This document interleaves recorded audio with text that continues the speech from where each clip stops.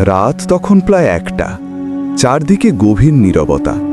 গ্রামের পাশের পুরনো কবরস্থানে আজ সাইদুলকে যেতে হলো, তার হারিয়ে যাওয়া চাবিটা খুঁজতে।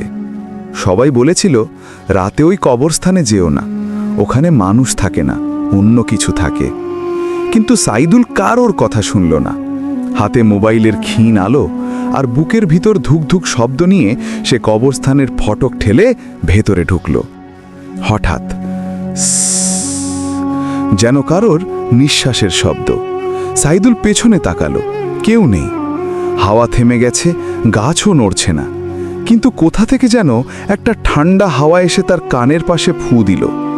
ঠিক তখনই সামনের এক কবরের ওপর থেকে কারোর ফিসফিস শব্দ ভেসে এলো, এখন কেন এলে? সাইদুলের হাত পা ঠান্ডা হয়ে গেল। সে আলোটা ওদিকে ধরতেই দেখল একটা সাদা ছায়া কবরের ওপর বসে ধীরে ধীরে তার দিকে মাথা ঘোরাচ্ছে। ছায়াটা উঠতে লাগলো। উঠতে উঠতে তার পা মাটিতে ছোঁই না, শুধু দুটো জলজল করা চোখ অন্ধকারে ভাসছে। ছায়া ফিসফিস করে বলল, যা হারিয়েছ নিয়ে যেতে চেও না, এখানে যা আসে আর ফেরে না। সাইদুল আর দাঁড়াতে পারল না, মোবাইল হাত থেকে পড়ে গেল। সে দৌড়াতে লাগলো, কিন্তু পিছনে সেই ছায়ার টপ টপ ভেসে ওঠার শব্দ। ফটকের ঠিক বাইরে এসে হুমড়ি খেয়ে পড়ে গেল।